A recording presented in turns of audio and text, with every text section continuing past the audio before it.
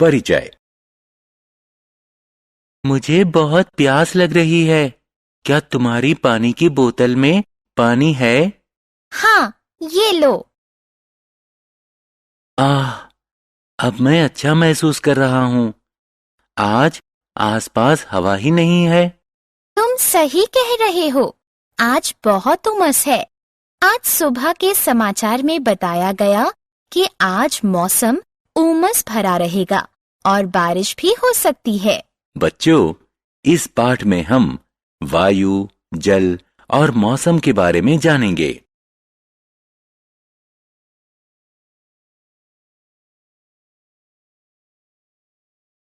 आओ सीखें।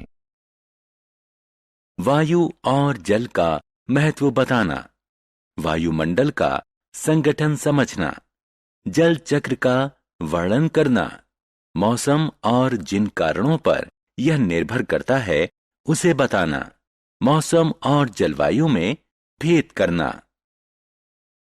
वायु का परिचय। वायु जीवों और पादपों समेत पृथ्वी के सभी प्राणियों के लिए बहुत महत्वपूर्ण है। पादपों को प्रकाश संश्लेषण करने और वायु में ऑक्सीजन छोड़ने के लिए वायु से कार्बन डाइऑक्साइड की आवश्यकता होती है। मनुष्यों और पशुओं को जीवित रहने हेतु सांस के रूप में वायु से ऑक्सीजन लेने की आवश्यकता होती है। क्या तुम जानते हो कि पृथ्वी के चारों तरफ का वायुमंडल वायु से भरा हुआ है? लेकिन वायुमंडल क्या होता है, जानने के लिए हमारे साथ आएं।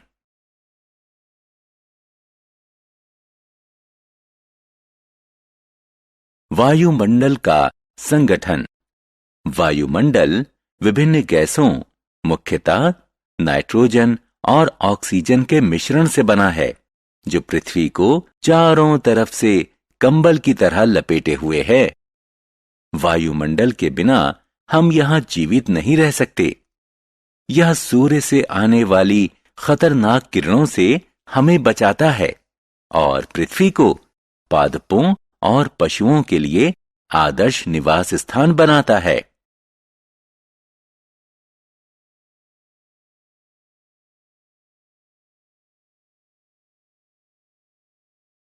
जल की जरूरत। हम जानते हैं कि वायु हमारे जीवन के लिए अत्यधिक आवश्यक है, लेकिन क्या आपने कभी सोचा है कि जल इतना महत्वपूर्ण क्यों है? हाँ, हमें पीने, नहाने, खाना बनाने, कपड़े धोने, पौधों में पानी देने और अन्य दूसरे कई कामों के लिए जल की जरूरत पड़ती है। यह सच है कि जल के बिना पौधे मर जाएंगे और मनुष्य और पशु प्यासे रहेंगे।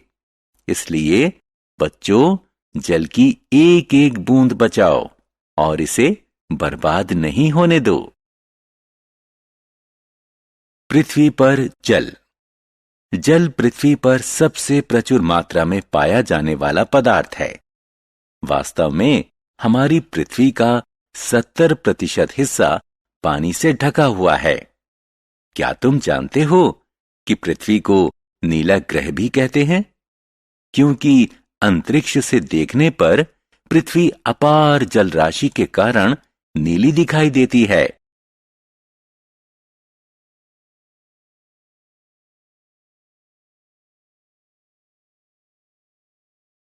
जल की अवस्थाएं।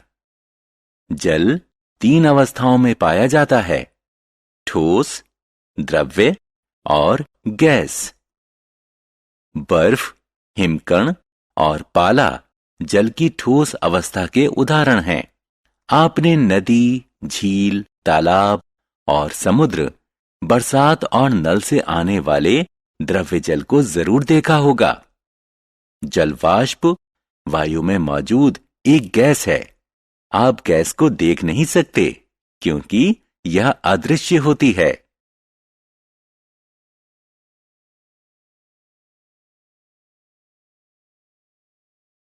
हमारे शरीर में जल। आपको यह जानकर आश्चर्य होगा कि मनुष्य के शरीर के 2/3 हिस्से में पानी होता है। शरीर का तापमान बनाए रखने में इसकी महत्वपूर्ण भूमिका होती है। यह पोषक तत्वों को पूरे शरीर में पहुंचाता है, पाचन को सुधारता है और शरीर से अपशिष्ट पदार्थों को बाहर निकालता है।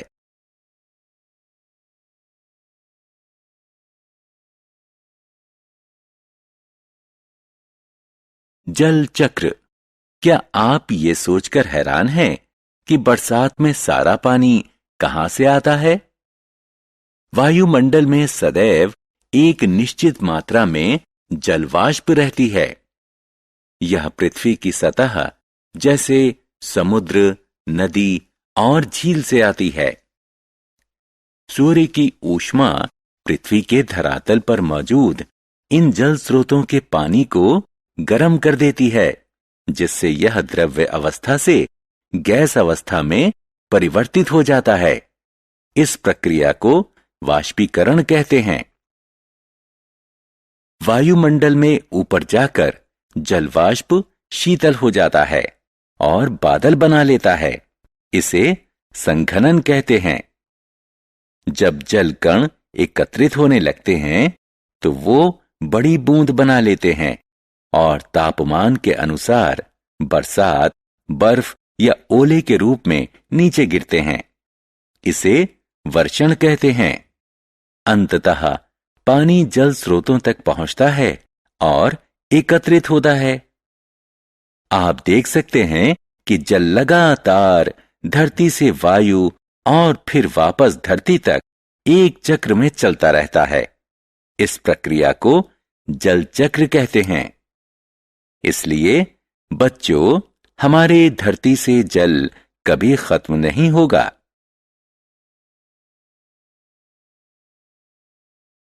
मौसम क्या है?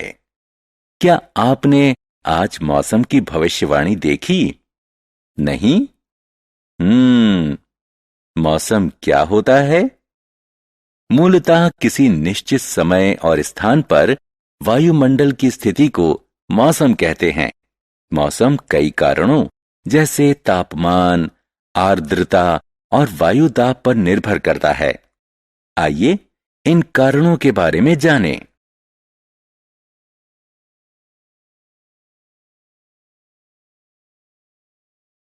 मौसम की तापमान पर निर्भरता। संभवतः हम सभी जानते हैं कि तापमान वायु की ठंडी या गर्मी का माप होता है। यह इस बात पर निर्भर करता है कि सूर्य से इसने कितनी ऊर्जा ली। तापमान को तापमापी नापक यंत्र की सहायता से मापते हैं और इसकी गणना डिग्री सेल्सियस और डिग्री फ़ारेनहाइट में करते हैं। मौसम की आर्द्रता पर निर्भरता। मौसम को प्रभावित करने वाला अन्य कारक आर्द्रता है। वायु में मौजूद जलवाष्प की मात्रा को आर्द्रता कहते हैं। हां, हमारे आसपास मौजूद हवा जल से भरी होती है। आप आमतौर पर झीलों, समुद्र, नदियों और पेड़ों से पानी के वाष्प बनते देख सकते हैं। जब आर्द्रता बढ़ जाती है तो हमें पसीना आता है और हम चिपचिपाहट और असुविधा महसूस करते हैं। जब वायु में आर्द्रता 100% के करीब पहुंच जाती है तो वायु बहुत ज्यादा वाष्प नहीं रख पाती और यदि उस स्थान पर तापमान गिरता है तो जलवाष्प अपने मूल द्रव्य स्वरूप में वापस आ जाते हैं। संघनन जमीन के पास होता है, जिससे कुहासा और कोहरा उत्पन्न होता है। वायुमंडल में बहुत ऊंचाई पर बादल बनते हैं। अंततः बादलों से पानी बरसात, बर्फ या ओले के रूप में धरती पर वापस आ जाता है। मौसम की वायुदाब पर निर्भरता। आगे क्या? हां, वायुदाब। आपने अनुभव ना किया हो शायद, लेकिन हमारे आसपास की वायु में भार होता है। हम वायु दाब को दाब मापी नापक यंत्र यानी बैरोमीटर से मापते हैं। उच्च दबाव के क्षेत्र में वायु धीरे धीरे पृथ्वी के धरातल के पास आ जाती है। उच्च दाब वाले क्षेत्र में साफ धूप वाला मौसम रहता है। निम्न दाब वाले क्षेत्र में वायु वातावरण में ऊपर उठ जाती है। निम्न दाब वाले क्षेत्र में उच्च आर्द्रता, बादल, बरसात और दूसरे तरह के अवक्षेपण होते हैं।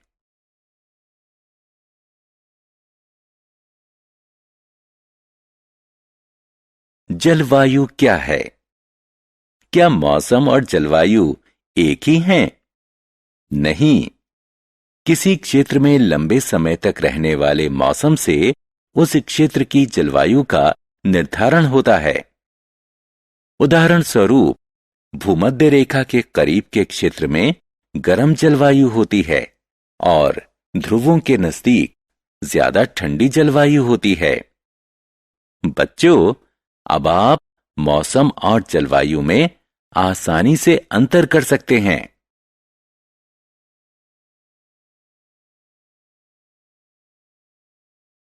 हमने क्या चर्चा की? मनुष्यों और पशुओं को जीवित रहने हेतु सांस के रूप में वायु से ऑक्सीजन लेने की आवश्यकता होती है। वायुमंडल विभिन्न गैसों, मुख्यतः नाइट्रोजन और ऑक्सीजन के मिश्रण से बना है, जो पृथ्वी को चारों तरफ से कंबल की तरह लपेटे हुए है। हमें जल की एक एक बूंद बचानी चाहिए और इसे बर्बाद नहीं होने देना चाहिए।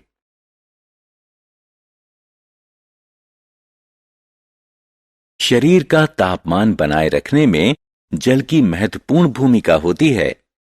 यह पोषक तत्वों को पूरे शरीर में पहुंचाता है, पाचन को सुधारता है और शरीर से अपशिष्ट पदार्थों को बाहर निकालता है। जल के लगातार धरती से वायु और फिर वापस धरती तक आने की प्रक्रिया को जल चक्र कहते हैं। निश्चित समय और स्थान पर वायुमंडल की स्थिति को मौसम कहते हैं।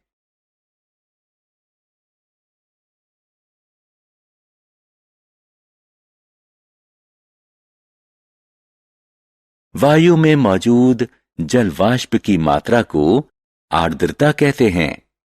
किसी क्षेत्र में लंबे समय तक रहने वाले मौसम से उस क्षेत्र की जलवायु का निर्धारण होता है।